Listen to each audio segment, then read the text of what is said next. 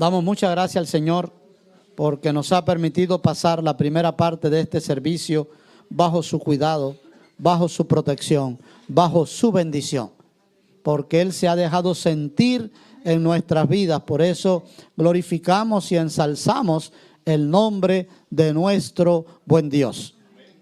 Y hemos llegado ya a una parte que es muy importante, donde podemos considerar la palabra de Dios.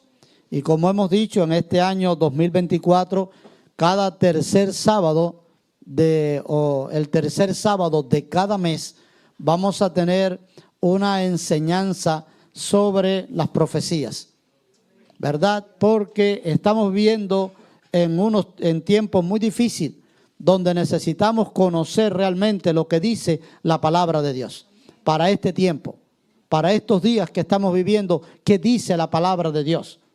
Y eso lo vamos a encontrar solo en las profecías. Por eso ese estudio de la profecía puede ser de mucha bendición para nuestras vidas.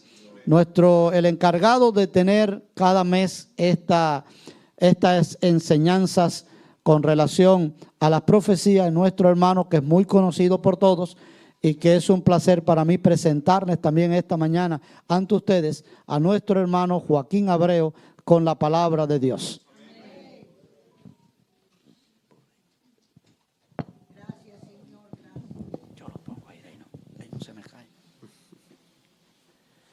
Buenos días, tengan todos. Una vez más estamos dando gracias a Dios por la bendición que nos concede de tener la vida. Estamos vivos y la vida es de Dios. Por tener salud y principalmente por tener fe. Y esa es la razón por la que estamos aquí, porque tenemos fe.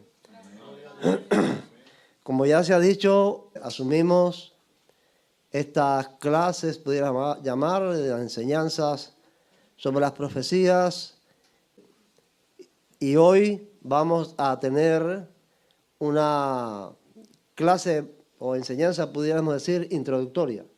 No vamos a hablar en algo particular sobre las profecías, sino introducir el tema, el asunto. Porque necesitamos, ante todo, comprender por qué es importante el estudio de las profecías. ¿Cuál es la importancia de ellas? Y pudiéramos hablar de una gran cantidad de importancias, por mencionar una. No va a ser ese el tema o la importancia que vamos a ver hoy, pero por mencionar una es que la profecía es una evidencia de la inspiración divina de la Biblia. ¿Por qué? Hoy se pone en tela de juicio eso. La Biblia es un libro común y corriente, según la manera de pensar del hombre moderno. No tiene más que leyendas y mitos y cuentos y cosas que realmente no hay manera de probar, como los milagros, la creación y tantas cosas. Eso es lo que se dice sobre la Biblia. Solamente aquellos que hemos tenido fe, porque lo que pasa con el mundo de hoy es que el hombre ha perdido la fe. Solamente aquellos que hemos conservado la fe creemos que la Biblia está inspirada por Dios, que fue escrita por los hombres, más de 40, pero que ellos no escribieron algo que no era de ellos, sino lo que Dios les inspiró a que escribieran. Ahora, la profecía es una evidencia. ¿Por qué la profecía es una evidencia de esto? Porque la profecía está en relación con el futuro. ¿Cuál de nosotros aquí puede saber con certeza, con toda seguridad, lo que va a pasar de aquí a 5 minutos? ¿Podemos saberlo? Y yo, si acorto el tiempo, no estaría mal. 2 minutos, 1 minuto. El futuro está ahí. Viene, está ahí. El comienzo de este culto ya es pasado. En lo que estamos ahora, era el pasado cuando comenzó este culto. Estamos en el presente, pero cuando salgamos por esa puerta, está en el futuro. Entonces, el futuro es algo desconocido, completamente ignorado. Ni por la ciencia, ni por la técnica, ni por la sabiduría humana, el hombre puede conocer del futuro ni 1 minuto adelante. Bueno, pues, ¿qué pasa con la Biblia? ¿Y qué pasa con la profecía en la Biblia? Porque la profecía es el anuncio del futuro. ¿Qué pasa con eso? Si en este libro, si en la Biblia, está anunciado con siglos y a veces con milenios de anticipación, cosas que van a pasar y han pasado y están pasando, ¿es normal? ¿Es natural? ¿Puede ser la Biblia un libro común? Quienes escribieron esas profecías fueron Moisés, Jeremías, Oseas, Ezequiel, Pablo, Juan. Quienes escribieron esas profecías eran hombres comunes y corrientes, como cualquiera de nosotros, que no sabían por ellos mismos del futuro ni un minuto adelante. ¿Y cómo pudieron saber esas cosas? Entonces, por eso es que una de las cosas importantes en la profecía está ahí, en que ella es una evidencia de la inspiración divina de la Biblia.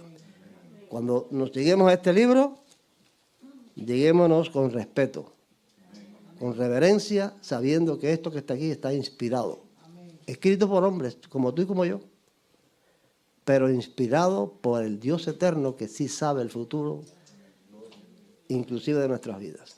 Entonces esa pudiera ser una de las importancias de estudiar la profecía, porque nos da confianza en la Biblia. Pero hoy no vamos a tratar eso. Hoy vamos a ver que es importante porque Cristo nos advirtió que debíamos estar al tanto de los cumplimientos proféticos. Cristo nos llamó la atención de que no debíamos estar ignorantes, descuidados, entretenidos, dice alguien por ahí, sin darnos cuenta siquiera de que delante de nuestros ojos y a nuestro alrededor se están cumpliendo profecías que nosotros no sabemos que son profecías. No puede ser. No puede ser que un cristiano esté envuelto en medio de acontecimientos y esté oyendo noticias o leyéndolas en la internet o en un periódico que son vinculadas o están vinculadas a la profecía sin él enterarse, sin él saber siquiera que eso es una profecía. Quien esté así, ¿con quién Jesús lo comparó en una de sus parábolas? Aquellas que tenían unas lámparas apagadas. ¿Qué estaban haciendo las 10 vírgenes? ¿Qué estaban haciendo? Esperando al esposo. Ese era el asunto. El esposo iba a regresar cuando no se sabía. Y ellas tenían que estar preparadas para recibirlo cuando él llegara. Pero se durmieron sin aceite. 5. Y cuando llegó el esposo, la sorprendió, ni se enteraron la hora, ni el momento en que llegó. Entonces, el cristiano que está viviendo en medio de los cumplimientos proféticos y ni cuenta se da de que eso está pasando, me parece que está algo parecido a esas vírgenes, con la lámpara apagada y dormido. Entonces, porque Jesús nos llamó la atención acerca de estar atentos a las cosas que pasan a nuestro alrededor. Y yo diría que cada noticia que pasa hoy tiene que ver con las profecías. Cuando estamos atentos, cada cosa que pasa está vinculada a las profecías. Por eso quiero leer y analizar un poquito algunos textos de Jesús, donde Él nos advierte sobre eso. Por ejemplo, en Mateo 24, 42 y 44, dice lo siguiente: velad, pues, porque no sabéis a qué hora ha de venir vuestro Señor. Pero sabed esto, que si el padre de familia supiera a qué hora el ladrón había de venir, velaría y no dejaría minar su casa. Por tanto, también vosotros estad preparados, porque el Hijo del Hombre vendrá a la hora que no pensáis. Esa es una grave advertencia que se la hizo él allí a los discípulos en aquel entorno, en aquella época, pero que se extiende hasta nosotros. Amén. ¿Cuál es la razón principal de estar atentos a las profecías? Dice aquí, quiero hacer señalamientos a ciertas frases en este texto. Dice: no sabéis a qué hora ha de venir vuestro Señor. No sabemos. la ignorancia. ¿Quién sabe ese día? ¿Quién lo sabe? Solo Dios. Él dijo que ni hombres, ni él, ni el Hijo del Hombre, sino Dios, el Padre, es el que sabe el día y la hora. Lo compara aquí con un ladrón que ha de venir. El hombre que está en su casa, el dueño de la casa, si sabe que un ladrón va a asaltar la casa, ¿qué hace? Bueno, se prepara con una escopeta, llama a la policía, no sé. Está atento porque el ladrón va a asaltar su casa esa noche. Pero el que es robado, lo roban porque no sabe que el ladrón viene a robar esa noche. Entonces, así es la venida de Cristo, la compara él. Como un ladrón que viene de noche y el dueño no se entera. Y yo quiero puntualizar un poquito la última frase de este texto leyéndolo en la versión popular. Dice, el Hijo del Hombre vendrá a la hora que no pensáis. Miren, la versión popular de este texto dice así. Manténganse ustedes despiertos, porque no saben qué día va a venir su Señor. Pero sepan esto, que si el dueño de una casa supiera a qué hora de la noche va a llegar el ladrón, se mantendría despierto y no dejaría que nadie se metiera en su casa a robar. Por eso, ustedes también estén preparados, porque el Hijo del Hombre, aquí viene la frase que quiero puntualizar, dice, vendrá a la hora que no pensáis. Aquí la popular dice, vendrá cuando menos lo esperen. Vendrá, y esto es profético, vendrá cuando menos lo esperen, cuando menos lo estén esperando. ¿Estamos así? ¿Estamos viviendo así? No el mundo, los cristianos estamos viviendo así. ¿Ya no lo estamos esperando? Entonces si ya no lo estamos esperando, si ya no estamos a la expectativa, entonces estamos en el tiempo en que va a venir. Porque Él dice que va a venir cuando menos lo esperen. Y yo quisiera un poco hacer valer esto de que no lo estamos esperando con dos textos que hay en el Nuevo Testamento, los cuales demuestran que en el tiempo en que los cristianos del primer siglo vivían, tenían una expectativa de su regreso inminente.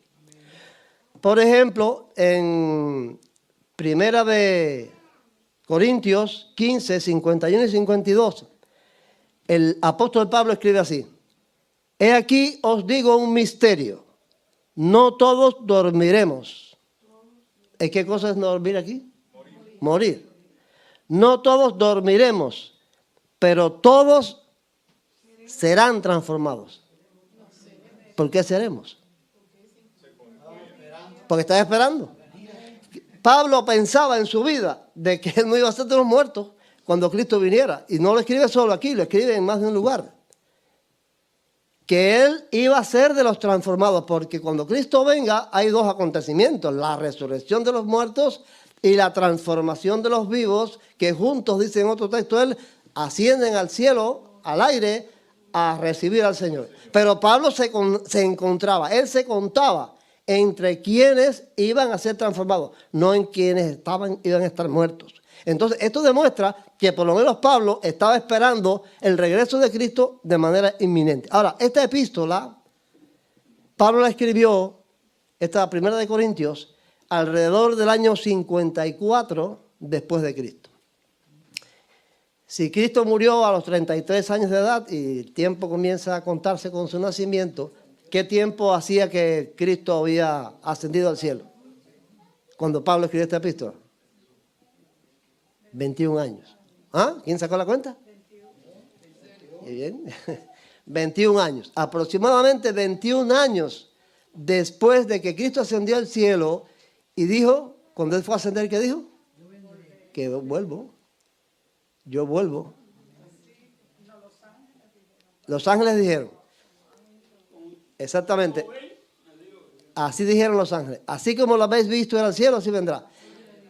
Pero ya Él también había dicho antes. ¿Qué había dicho? Vendré otra vez y os tomaré a mí mismo, para que donde yo estoy, vosotros también estéis. O sea, Jesús había prometido volver. Asciende al cielo. 21 años después, Pablo está escribiendo esta epístola. Pablo no era discípulo de Cristo. Pablo se convirtió después. Pero 21 años después escribe esta epístola y se está contando él como espectador de esa segunda venida. El otro texto que hay, que dije, eran dos textos en el Nuevo Testamento que demuestran la expectativa de aquella gente, es 2 de Pedro 3:9, que él dice: el Señor no retarda su promesa, según algunos la tienen por tardanza. Bueno, Pedro escribió esta epístola alrededor del año 64, después de Cristo. 10 años después de Pablo. ¿Cuántos años entonces? 31 años después de que Cristo ascendió al cielo. Ya aquí parece que el sentimiento y la expectativa de los cristianos se está enfriando. ¿Por qué? Porque Pablo dice que algunos tenían eso por tardanza. Estaban esperando. Ellos estaban esperando a Jesús de manera inminente, porque él les dijo: yo me voy pero regreso. Bueno, los que tenían 30 años cuando Cristo ascendió al cielo, ¿cuánto tendrían después de 31 años? 61 años. Ya había gente de 61 años que decían: oye, hace 31 años que se fue y yo estoy esperándolo desde aquel tiempo y no regresa. Los que tenían 40 años, 71. Los que tenían 50 años ya estaban al morirse de los que vivían todavía, 81 años. O sea, había gente ya de 61, de 71, de 41, de 81 años que estaban diciendo: oye, cómo se tarda. Y ya estaba enfriándose la expectativa. ¿Qué pasa después de 2000 años? Yo no voy a decir, ninguna de las cosas que yo voy a decir aquí es para decir que está bien o está mal, que es malo o bueno. Simplemente exponer lo que está pasando, lo que está ocurriendo. ¿Tenemos la expectativa de Pablo de que vamos a estar vivos y ser transformados? ¿Tenemos eso? Bueno, el que lo tenga, gloria a Dios, está esperando.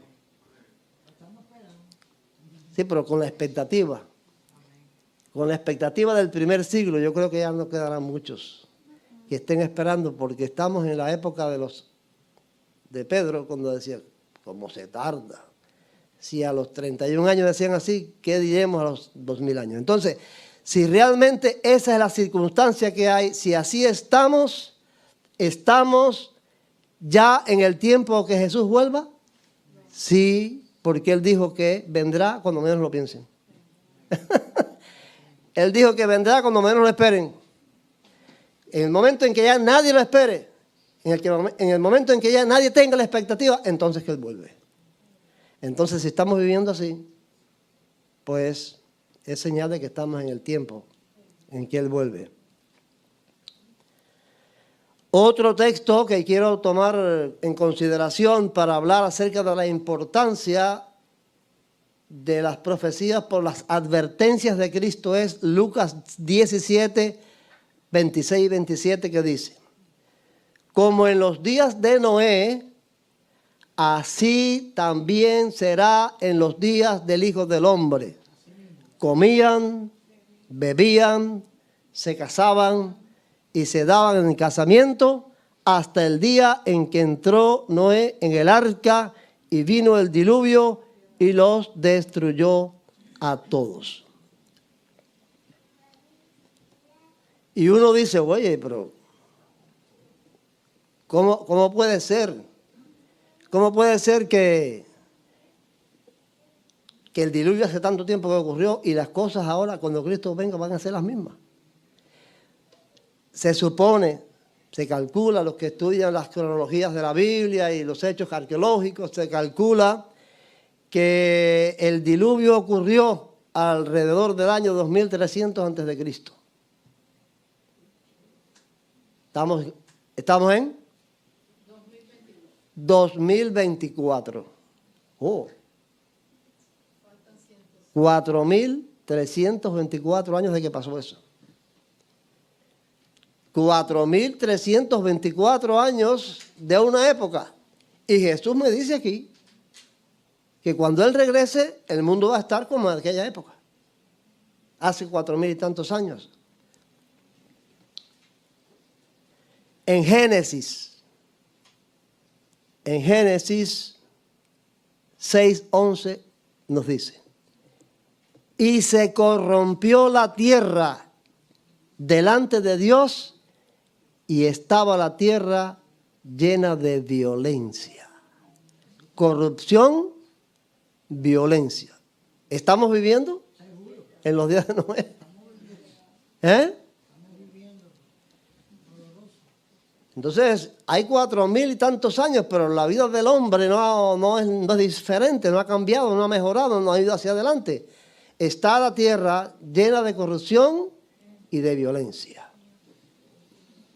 Entonces, estamos viviendo, estamos envueltos. Cada vez que nosotros escuchamos una noticia de un tiroteo en una escuela, en un comercio, donde quiera, donde hay decenas de muertos, nos está diciendo: Cristo viene. Esto es lo que va a pasar cuando Cristo venga. Cuando veamos la corrupción, la inmoralidad y todo lo que está pasando alrededor, eso nos está diciendo: Cristo vuelve, Cristo viene. Pero estamos tan acostumbrados, es tan regular la noticia, la vemos día por día, que no nos despierta el corazón, la mente, a decir: oye, Cristo está ahí, mira eso, ya están pasando esas cosas que siempre han pasado, de lo que dice la gente. Eso siempre ha pasado, eso no es que Cristo viene. Y eso nos conforma a los cristianos y no nos despierta dentro la expectativa de que realmente es verdad que Él viene. Quiero leerles otro texto del Señor como advertencia de que Él vuelve y como valor, importancia de la profecía. Dice en Lucas 17, 28 y 29. Asimismo, como sucedió en los días de Lot, comían, bebían, compraban, vendían, plantaban, edificaban, mas el día en que Lot salió de Sodoma, llovió del cielo fuego y azufre y los destruyó a todos. Según también quienes calculan las cronologías, este hecho ocurrió 1900 años antes de Cristo, la destrucción de Sodoma. Alrededor de 3924 años hace de eso. Jesús nos dice que cuando Él regrese a la tierra, el mundo va a estar igual que el tiempo de Sodoma. Ahora yo voy a hacer una pregunta. ¿Tenemos necesidad, como en el caso de Noé, que dice, le eché mano ahí a un texto bíblico? ¿Tenemos necesidad de algún texto bíblico nosotros ahora para demostrar que los tiempos de Sodoma están resurgiendo?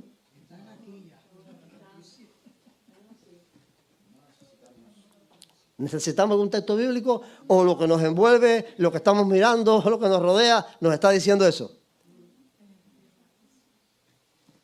Yo quería hacer la pregunta, alguno, no que nadie conteste, sino, no voy a decir alguno, voy a decir cuántos, que levanten la mano. Que levanten la mano los que saben con certeza, los que saben de verdad y pueden dar una explicación de lo que es la ideología de género.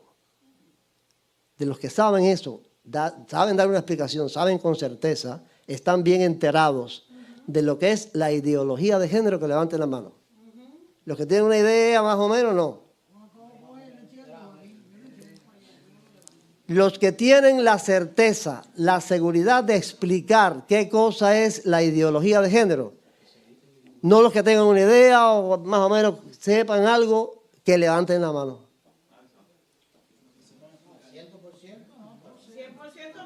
100% no, yo quiero 100%, yo quiero el 100%. No es oír hablar. No es oír hablar. Yo quiero los que saben el 100% de lo que eso es. Según la Biblia. No, la Biblia no. Según la ideología de género, algunos no saben ni qué cosa, ni qué es esa frase. Bueno, eso nos demuestra el hecho, yo no estoy juzgando que nada es malo ni nada es bueno, ni que está bien ni que está mal, pero eso nos demuestra el hecho de que nosotros no estamos enterados, que estamos viviendo y nos están rodeando sucesos y acontecimientos que son proféticos y nosotros No sabemos. Porque eso es profético. Cristo lo dice aquí. Cuando Él vuelva a la tierra, será como en los días de Sodoma. Ahora yo quiero que el que controla a Cenito es, ¿no? Cenito me ponga ahí un primer audio, que trae 4 audios para escuchar en la clase, y yo quiero que me ponga el audio número 1 en respuesta a esta pregunta. Segundo, no existe la ideología de género. La ideología de género es un invento de ultraconservadores para hacer parecer extrema otra cosa, que es la perspectiva de género o la igualdad de género. O sea, iguales derechos entre hombres y mujeres en el marco del respeto, además, a la comunidad LGTBI. Según esta comentarista española de un canal de televisión, no existe la ideología de género. No existe. Ella obviamente está haciendo una defensa de esta ideología. Pero ella dice que no existe. Que lo que existe, mire, voy a citar textualmente, voy a citar textualmente lo que ella dice. La ideología de género es un invento de ultraconservadores. ¿Quiénes son los ultraconservadores? Los cristianos. Lo que ella denomina ultraconservadores somos nosotros. Esa frase, la ideología de género, es un invento de los ultraconservadores para hacer parecer extrema o extremista una cosa. ¿Qué es lo que, según ella, pretenden los ultraconservadores hacer ver o hacer aparecer como extremista? Bueno, la perspectiva de género, la igualdad de género, o sea que hombres y mujeres son iguales, en el marco del respeto además a la comunidad LGBTI. Y ahora le ponen plus, Q, que como sabemos esta comunidad es la comunidad de los homosexuales, las lesbianas, los transexuales, los heterosexuales. Bueno, y los plus eso es porque le van sumando cada letra y cabeza que le ponen a esas siglas, es otro grupo que se añade a ese grupo. Entonces, resulta ser que los cristianos, que somos ultraconservadores, hemos usado la frase ideología de género como arma de ataque contra algo que es bueno. Es la igualdad que tienen los hombres y las mujeres. Esto nació. La igualdad de género nace del movimiento feminista. El movimiento feminista es un movimiento de las mujeres que ocurrió en el siglo pasado defendiendo que las mujeres y los hombres son iguales en derecho. Entonces, el movimiento feminista ha ido agrupando, ha ido aumentando letras en las siglas y ya hoy agrupa una gran cantidad de minorías que defienden sus derechos civiles. Pero ya eso ha llegado al colmo de que en las escuelas, a los niños en primaria, les están diciendo que su género masculino o femenino no está definido, que ellos lo pueden elegir. ¿Necesitamos un texto bíblico? ¿Cómo es posible que Jesús... Y yo veo aquí algunas caras asustadas porque de eso no se puede hablar. A mí me pueden juzgar, me pueden aquí fácilmente, ahora que está saliendo por internet, llamándome a una corte, acusarme, pero los cristianos no podemos renunciar a decir la verdad. Pase lo que pase. Nosotros no podemos estar alarmados con que esto pase. Yo a algunos hermanos les he dicho, los cristianos están alarmados. Los cristianos están miedosos. Los cristianos están turbados porque están pasando estas cosas. Pero no. Ustedes saben cómo debiéramos estar turbados los cristianos. No, si el mundo fuera cada vez más cristiano, si el mundo fuera cada vez más moral, si el mundo creyera cada vez más en la Biblia y fuera cada vez más entregado a Dios, entonces sí teníamos que estar asustados, porque tendríamos que decir, Jesucristo se equivocó. Jesús se equivocó. Pero si está pasando lo que Él dijo que iba a pasar, como en los días de Sodoma, así será la venida del Hijo del Hombre. Levanta la cabeza que tu redención está cerca. Entonces no podemos estar asustados, no podemos estar conformes, no podemos estar de acuerdo, porque triste, esa es la palabra. Estamos tristes con eso, que pase esto, pero estamos llenos de confianza en aquel que dijo: el cielo y la tierra pasarán, pero mis palabras no pasarán. 2000 años atrás, el cielo y la tierra pasarán, pero mis palabras no pasarán. No están pasando, ahí están. Entonces, el no estar enterados, muchos cristianos no están enterados del porqué de estos cambios. Están como las vírgenes con las lámparas apagadas. Esto que está pasando a nuestro alrededor es el cumplimiento profético. Entonces, esa es una de las importancias que tiene estudiar la profecía. No estar con las lámparas apagadas, estar con las lámparas encendidas. Si debido a todas estas ideologías o movimientos o derechos civiles o como lo quieran llamar, el mundo está volcándose a convertirse en la Sodoma del tiempo de Lot, entonces que el Señor está al regresar.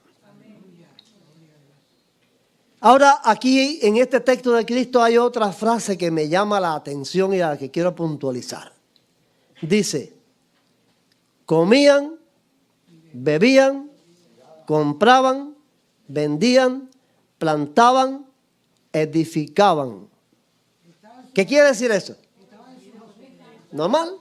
Vida normal. Sí, vida normal, no está pasando nada. Estaba sobre Sodoma el juicio de Dios.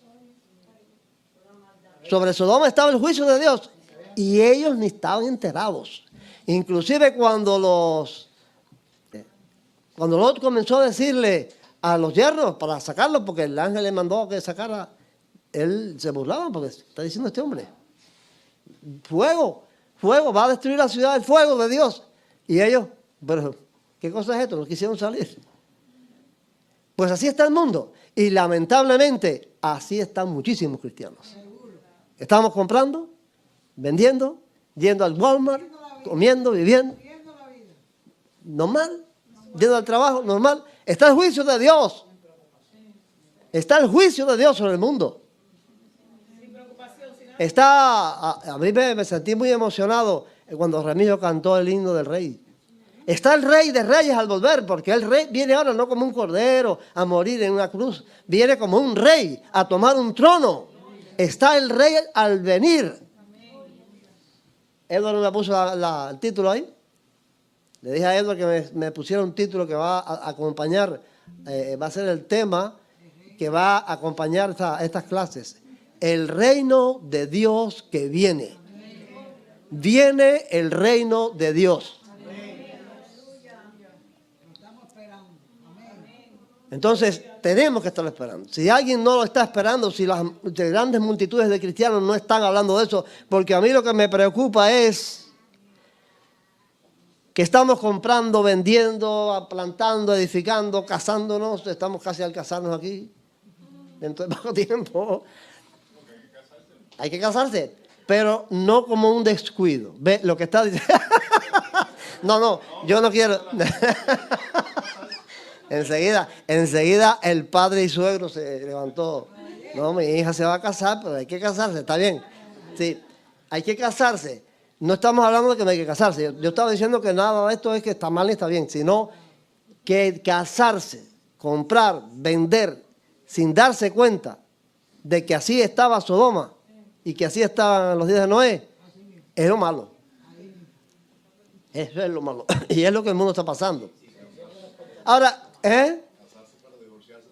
bueno, ahora, cuando yo veo a los cristianos, porque digo que de esto no se habla, otra cosa importante de hablar de las profecías es que no oigo, no escucho a los predicadores, a los evangelistas hablar de esto. Están hablando de Cristo y del evangelio, de la gracia y de la salvación. Correcto, aplaudo, estamos de acuerdo con eso. Nosotros estamos aquí porque Jesús murió en la cruz del Calvario y nos salvó de nuestros pecados. Pero eso ya Él lo hizo. Ya eso Él lo hizo. Pero ¿por qué no se habla también de que Él vuelve? Ya no vuelve como un salvador. ¿Por qué no hablamos de eso? ¿Por qué no escucho a los predicadores, a los grandes evangelistas, a los teólogos hablar de eso? No se habla de eso. Y esta es otra razón importante por la cual hablar de las profecías. No se habla de eso. ¿Qué hacen? ¿Qué hacen frente a la ideología de género? La están combatiendo. Hay cristianos, hay personas eminentes, líderes cristianos importantes, que han hecho cruzadas en América, ¿sabían eso? Han hecho cruzadas en América Latina, que les ha costado mucho dinero para hablarle a las poblaciones de Perú y de Bolivia, en estos países, de que no voten por políticos que promuevan la ideología de género, para evitar que en esos países latinoamericanos, que son mayormente católicos, esta ideología penetre. Están gastándose dinero en eso. Y yo digo, Dios mío, ¿por qué en lugar de gastarse ese dinero no se lo gastan en cruzadas y en campañas para decirle a la gente, esto no hay quien lo pare?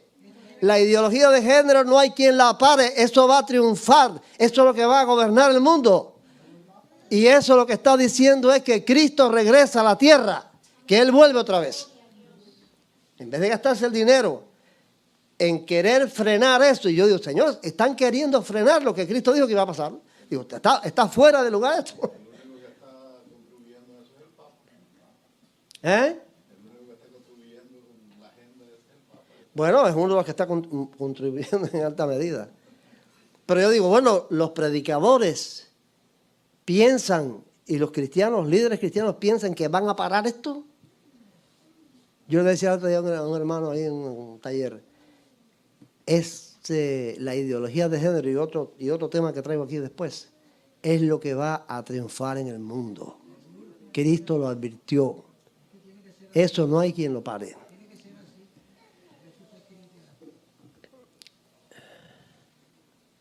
En Mateo 24, 23 al 26 dice, entonces, si alguno os dijere, mirad, aquí está el Cristo, o mirad, allí está, no lo creáis, porque se levantarán falsos cristos y falsos profetas y harán grandes señales y prodigios, de tal manera que engañarán, si fuese posible, aún a los escogidos. Ya os lo he dicho antes. Fíjense cómo Cristo remarca esto. Ya os lo he dicho antes. Así que si os dijeren, mirad, está en el desierto, no salgáis. O mirad, está en los aposentos, no lo creáis. Si alguno os dijere, quiero remarcar dos frases aquí. Si alguno os dijere, esta expresión en griego demuestra algo eventual, que puede ser o no puede ser, que puede pasar, puede que alguien te lo diga, puede que no te lo diga. Sin embargo, hay otra frase aquí que no es eventual, que está traducida de un adjetivo griego que no es eventual. Dice, engañarán si fuese posible. Ese posible no es eventual. Ese posible, el significado del adjetivo griego dunatos, es poderoso, fuerte, potente, capaz. Quiere decir que esa posibilidad es capaz, es fuerte, es potente, es poderosa. ¿Cuál es la posibilidad?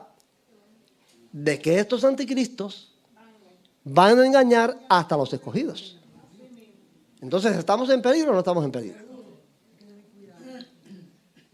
Porque dice Jesús, si es posible, y esto es posible, digo, es capaz, es fuerte,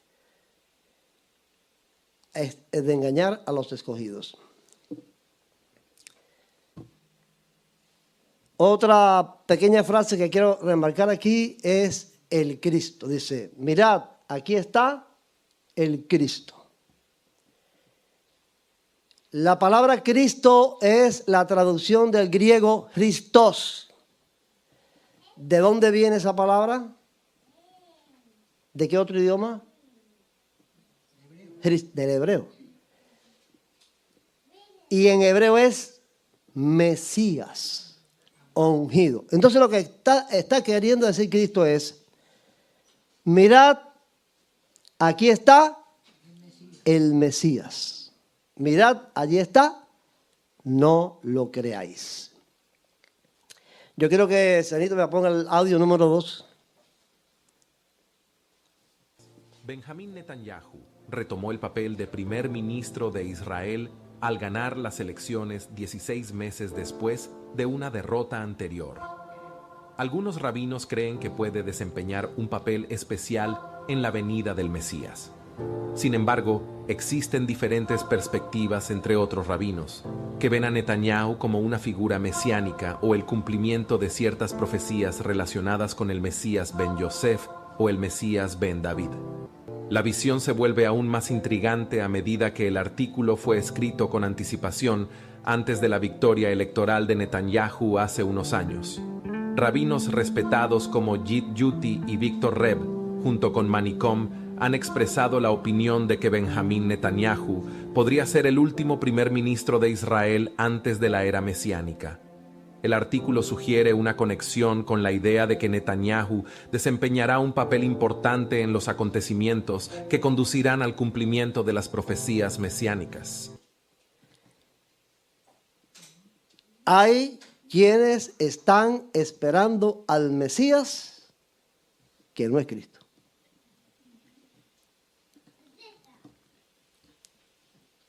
¿Estaban enterados de eso?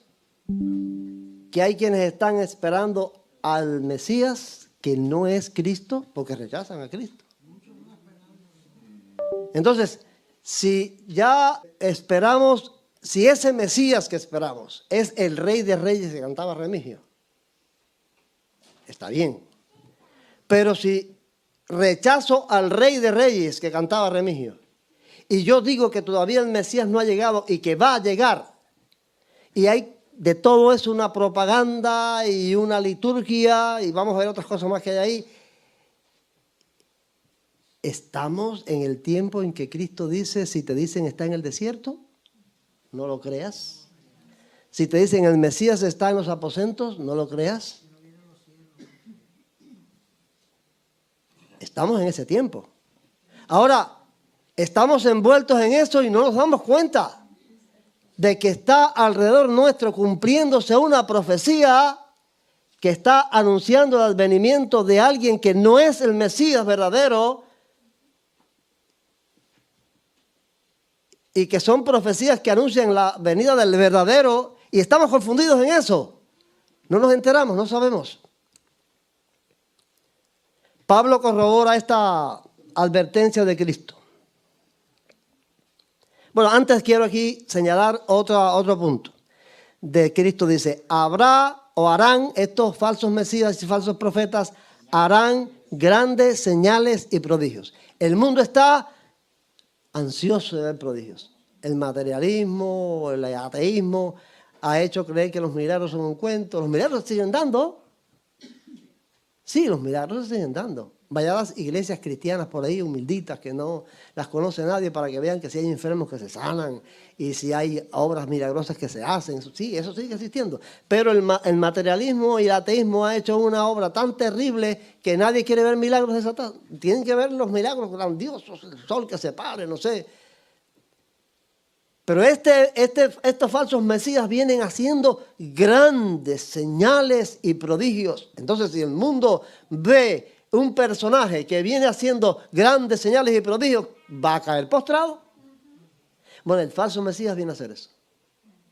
El falso Mesías ese que están esperando, que no es el Cristo, que no es el Mesías verdadero, va a hacer eso, va a hacer grandes señales. Dice Pablo en 2 de Tesalonicenses 2, 3 y 4, nadie os engañe en ninguna manera, porque no vendrá. ¿Quién no vendrá? ¿Quién no vendrá? Ahí. Cristo. Él está hablando de la venida de Cristo. Dice, nadie os engañe en ninguna manera, porque no vendrá. Ese no vendrá es Cristo. Sin que antes venga la apostasía y se manifieste el hombre de pecado, el hijo de perdición, el cual se opone y se levanta contra todo lo que se llama Dios o es objeto de culto, tanto que se sienta en el templo de Dios como Dios, haciéndose pasar por Dios. Pablo aquí corrobora lo que Cristo está diciendo de que vendrían falsos mesías en su nombre. Ahora, vendrá primero la apostasía, el abandono de la fe. ¿Eh? La apostasía, claro. Hay un pastor que yo escuché hace muchos años en Cuba que predicó un sermón titulado El Dios de la ropa y los zapatos. La gente está llenando la iglesia porque Dios se convierte en el resuélvelo todo. La gente está llenando, eso decía el pastor en aquel tiempo. No, no fue un pastor de nuestra iglesia, fue un pastor bautista al que yo escuché decir eso. Que la iglesia estaba llena de gente, no buscando el perdón de los pecados, ni buscando a Cristo, ni la vida eterna, sino porque le resolviera el problema de la salud, el problema de la familia, el problema del trabajo, el problema de la casa, de la economía, de esto y de aquello. Entonces, eso es apostasía. Buscar a Dios y venir a la iglesia a buscar que Él resuelva mis problemas de salud y el perdón de los pecados, como una vez hace poco escuché a un pastor decir en una anécdota que una señora ya que se quejaba en su iglesia de que Dios no la escuchaba porque tenía un problema, una señora de 80 años, tenía un problema de reuma y entonces Dios no me escucha, Dios no me escucha, y se quejaba y el pastor le dijo, hermana, Cristo no murió en la cruz del Calvario por su reuma, Él murió por el perdón de sus pecados y su salvación. Entonces, el mundo ha hecho creer a la humanidad de que Dios, hay una frase por ahí que a mí me suena en los oídos como un trompetazo, dice, en Cristo está la solución de todos tus problemas. No.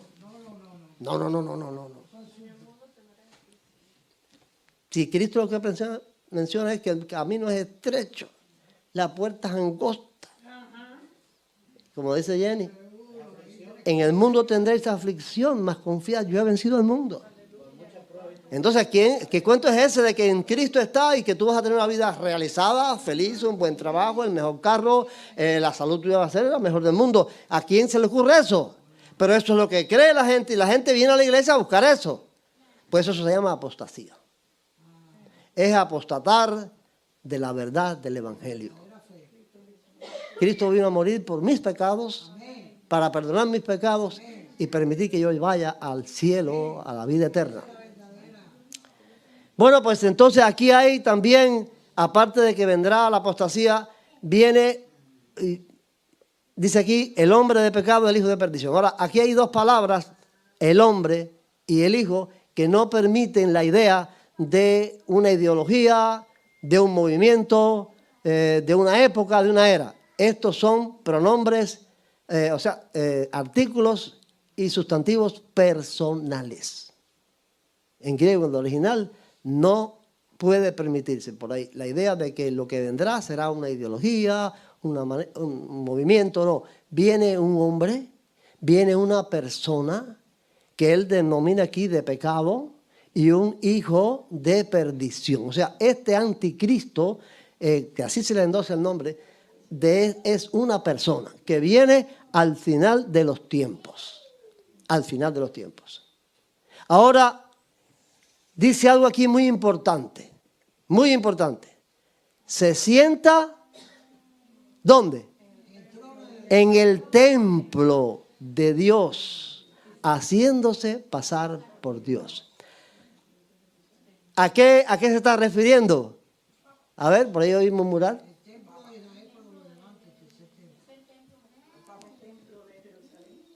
Cuando Pablo habla aquí de templo, se está refiriendo al templo de Jerusalén. No es la catedral, ni es ¿cómo se llama esto? El Vaticano. No es nada de eso. Pablo esta epístola la está escribiendo cuando todavía el templo de Jerusalén existía. Ahora hay dos palabras en el griego para referirse al templo de Jerusalén. Una es la palabra hierón, que es todo el templo, con sus patios y todas sus habitaciones. Y la otra es nao, que se refiere nada más que al lugar santísimo. Ustedes saben que en el templo había un lugar que se llamaba así, el lugar santísimo, que ahí entraba solamente el sacerdote una vez en el año, ahí estaba el arca del pacto y todo eso es un lugar muy secreto. Bueno, Cuando Pablo habla aquí, está refiriéndose a Nao, el lugar santísimo. En el lugar santísimo del templo se va a sentar este hombre de pecado y este hijo de perdición. Yo quiero que me ponga el tercer audio. Zenito. El desacuerdo más grande que existe entre cristianos y judíos es la figura mesiánica. Para los cristianos no cabe dudas de que Jesús cumplió todas las profecías mesiánicas descritas en el Tanaj judío, mientras que para el judaísmo estas no han sido cumplidas por ningún personaje histórico hasta nuestros días. Cuando se debate esta temática, el judaísmo postula un conjunto de normativas que deben ser cumplidas de manera rigurosa por el aspirante mesiánico.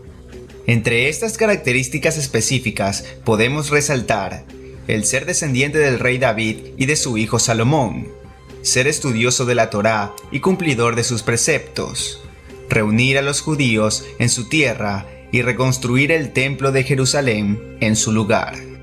Para esta última misión existen dos interpretaciones, la de quienes afirman que el templo descenderá a la tierra en tiempos mesiánicos, y los que afirman que debe existir intervención humana que apresure su reconstrucción. Hoy en día existe una organización dedicada a promover el estudio minucioso del Templo de Jerusalén y también a contribuir con su pronta reconstrucción. El Instituto del Templo fue fundado en 1987 por el rabino Israel Ariel. Es una organización religiosa y educativa sin fines de lucro ubicada en el barrio judío de la ciudad vieja de Jerusalén. El instituto está dedicado a cada aspecto específico para la tercera construcción del famoso templo. El enfoque principal del instituto son sus esfuerzos hacia el inicio de la reconstrucción real del templo sagrado. Con este fin, el instituto ha comenzado a restaurar y construir artículos sagrados para el servicio del templo, los mismos que pueden verse actualmente en una exposición. ¿Sabían eso? Que sí, la vaca roja, todo eso. Bueno, Xiomara está bastante enterada de esto porque Xiomara ve muchas noticias. La vaca roja. Este instituto del templo es una organización, como dice ahí, que tiene como misión actual, ya lo han hecho, preparar todos los instrumentos, todas las vasijas, todos los altares, los trajes de los sacerdotes, todas las cosas para cuando el tercer templo se construya, que todo eso se use en el templo. Ahora, para que se cumpla la profecía de Pablo, ¿cuál es la profecía de Pablo? Que el hombre de pecado y el hijo de perdición se sienten en el lugar santísimo. Para que la profecía de Pablo se cumpla, tiene que existir el templo. Porque el templo aquel del cual habló Pablo se acabó. Aquello lo destruyeron los romanos y ya no existe. ¿Cómo se va a sentar el hombre de pecado y el hijo de perdición en el lugar santísimo si no existe el templo? Entonces, si hay un proyecto de reconstrucción del tercer templo, ¿qué nos está diciendo eso?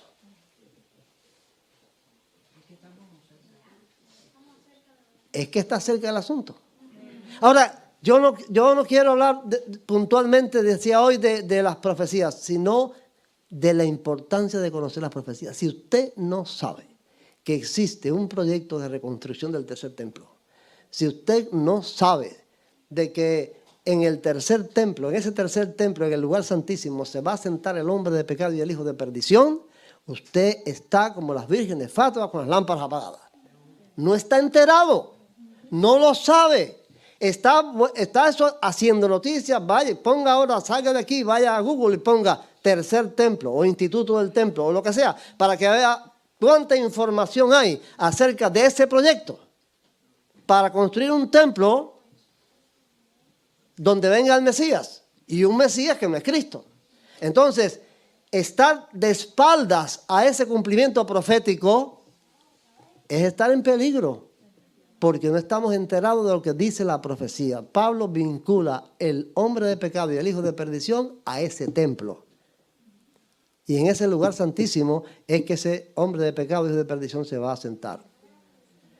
Dice 2 de Tesalonicenses 2, 8 al 12. Y entonces se manifestará aquel inicuo a quien el Señor matará con el espíritu de su boca y destruirá con el resplandor de su venida. ¿Qué quiere decir esto? ¿Qué quiere decir esto? ¿Qué leí al final ahí? Que ese inicuo no va a ser en cualquier tiempo. ¿Cuándo va a estar ese inicuo sentado en el tercer templo? Cuando Cristo venga, porque el Señor lo va a matar con el espíritu de su boca y el resplandor de su venida. Entonces, quiere decir que eso va a ocurrir ya cuando Cristo esté llegando. ¿Saben ustedes, otra pregunta? ¿Saben ustedes con certeza, puntualmente, me van a levantar la mano, los que sepan con certeza, puntualmente, con detalles que puedan explicar qué cosa es la Agenda 2030? Ajá. Allá, levanta la mano, Cenes. Bueno, no saber lo que es la Agenda 2030. No saber lo que es no saber con puntualidad. Mire, no saber con puntualidad, con certeza, qué cosa es la Agenda 2030, también conocida como Agenda Globalista. Y no saber vincular la Agenda 2030 con el cumplimiento profético es estar medio perdido en este camino. Perdido no me estoy hablando de la salvación, perdido en el conocimiento, en estar claro, en estar a la expectativa de que eso está cumpliéndose en advertencia a que Cristo vuelve. Yo quiero que me ponga el último audio. Cenito. El 4. Cada vez se habla más de ella en Latinoamérica. La Agenda 2030 es algo de lo que se te viene advirtiendo desde hace mucho tiempo. Aunque aún sigue siendo un tema desconocido. Viene más bien de la derecha radical del globo. No se atreven a preguntar por la Agenda 2030. Y en Internet se dice de todo sobre ella. La Agenda 2030 es el mayor plan de control de la sociedad jamás creado por la humanidad. ¿Qué es la Agenda 2030? ¿Qué hay de verdad y mentira sobre todas estas afirmaciones? ¿Es un plan para subyugar a las naciones y destruir a las familias? Lo que se conoce como Agenda 2030 no es ningún secreto, sino los 17 Objetivos de Desarrollo Sostenible, que fueron aprobados en 2015 por todos los Estados miembros de las Naciones Unidas. La intención es lograr su implementación para el año 2030. ¿Y qué objetivos son esos? Se trata de una larga lista que va desde acabar con la pobreza y el hambre en todo el mundo hasta lograr la igualdad de género, garantizar una educación de calidad, trabajo decente y crecimiento económico, pasando por reducir las desigualdades y proteger el clima. Dentro de estos 17 objetivos se definen 169 metas. En global, la ONU lo define como un plan de acción a favor de las personas, el planeta y la prosperidad. De primeras, parece extraño que alguien esté en contra de objetivos como acabar con la pobreza en el mundo o con el hambre, pero quienes la demonizan lo hacen porque, según dicen, detrás de estos objetivos hay mucho más. La Agenda 2030 es suficientemente amplia como para que sus detractores la puedan acusar básicamente de todo. A veces también se refieren a ella como globalismo o agenda globalista y centran sus ataques principalmente en 5 puntos. El primero, que se trata de un plan de las élites. La Agenda 2030 es el programa de las élites para apropiarse de todo. El segundo punto que se ataca continuamente son los derechos sociales, como el feminismo y el movimiento LGTBIQ+.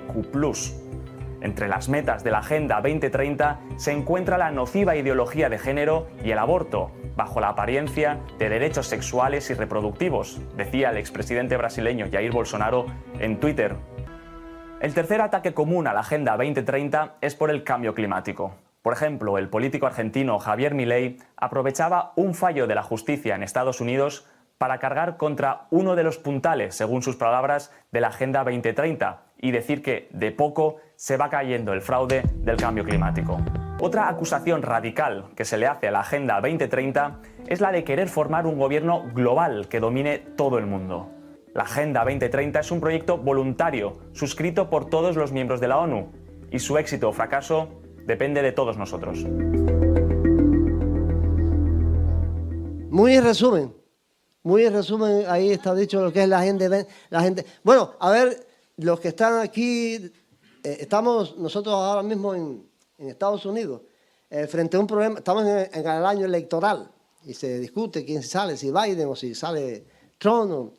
Y entonces una de las cosas que está en el debate es el problema de la frontera sur.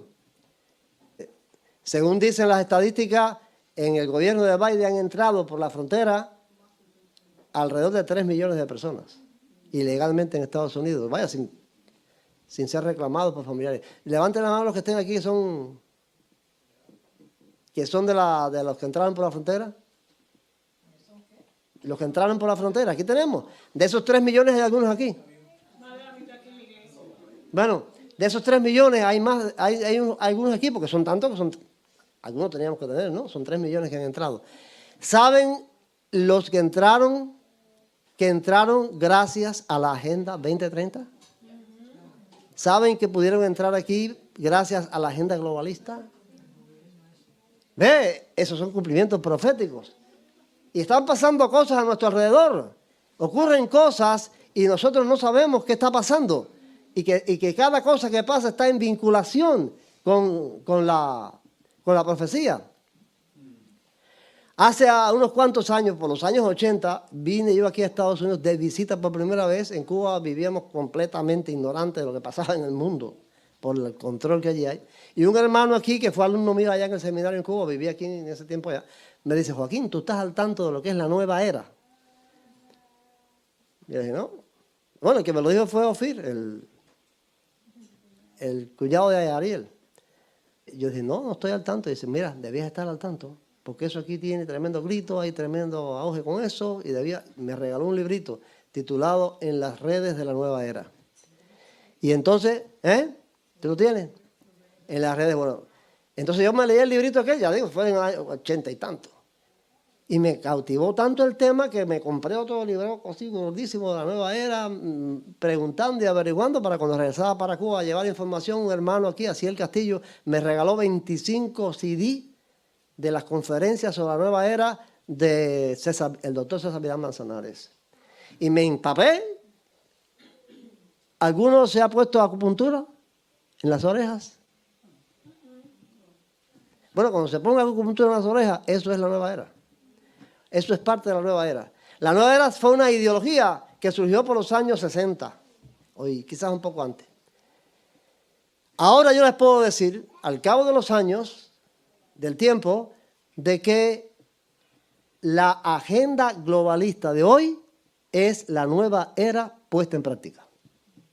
Por lo que conozco, por lo que sé, por lo que estudié sobre la nueva era en aquel tiempo, la agenda globalista es la nueva era en la práctica. Cuando por la frontera entra la gente, los políticos aquí, los políticos ni saben lo que están diciendo, porque no conocen las profecías. Acusan al gobierno de Biden de que no controla la frontera, de que tiene una mala administración. Nada de eso. Eso está siguiendo un proyecto. Eso no es una mala administración ni un mal gobierno. La agenda globalista tiene el proyecto de acabar con las nacionalidades, de acabar con los países. Y como dice este hombre que acabaron de oír en el audio que me pusieron, ¿quién va a estar en contra de acabar con la pobreza? ¿Quién va a estar en contra de acabar con las diferencias sociales? ¿Quién va a estar en contra de acabar con los países? Si la nueva era decía que las guerras que ha habido en el mundo se debe a la ambición de tener territorios. La agenda globalista tiene el propósito de que se acaben los países y que el mundo sea global. Gobernado por un solo gobierno. Es ahí está el kit de la cuestión. Un solo gobierno debe haber en el mundo. Para que no haya guerras y no se discutan territorios, hay un enfrentamiento entre los políticos aquí en Estados Unidos y en Europa de dos tendencias. La tendencia nacionalista, Donald Trump, y la tendencia globalista, Joe Biden. Ese enfrentamiento lo hay en todas partes de Europa. Los que creen en los nacionalismos, que mi país es mi país, que Estados Unidos sea grande, que las fronteras no sean violadas, y los que creen en fronteras abiertas, porque esa gente entrando por ahí es porque ellos creen que la frontera tiene que estar abierta para que entre a Estados Unidos todo el que quiera venir, porque el mundo es global. Estamos envueltos, estamos metidos en cosas que están pasando, cumplimientos proféticos, y no nos damos cuenta. No sabemos que están pasando estas cosas en cumplimiento de la profecía. ¿Por qué? Porque el gobierno del anticristo en el tercer templo de Jerusalén, en el lugar santísimo, es un gobierno mundial que va a establecer una ley que nadie puede comprar o vender si no tiene la señal o la marca de la bestia en su frente o en su mano derecha. No quiero hablar, repito, no voy a hablar de cumplimientos proféticos puntuales, aunque lo estoy haciendo. Mi intención es despertarles a la necesidad de conocer la profecía. Todo lo que pasa a nuestro alrededor son cumplimientos proféticos. No estar al tanto de que esos cumplimientos proféticos tienen que ver, o estas cosas que pasan a nuestro alrededor tienen que ver con la profecía, es estar con la lámpara apagada. Por eso les exhorto a ver los videos que voy a poner en internet, sobre las profecías, estudiar las escrituras, hacer como los cristianos de Berea, que cada día veían en las escrituras si lo que decía Pablo era cierto.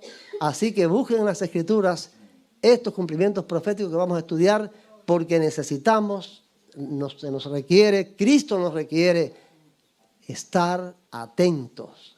Cuando Cristo dice que velemos y oremos, no es que estemos despiertos toda la noche, es que estemos atentos a las cosas que suceden a nuestro alrededor. Dios les bendiga, es mi deseo. Amén.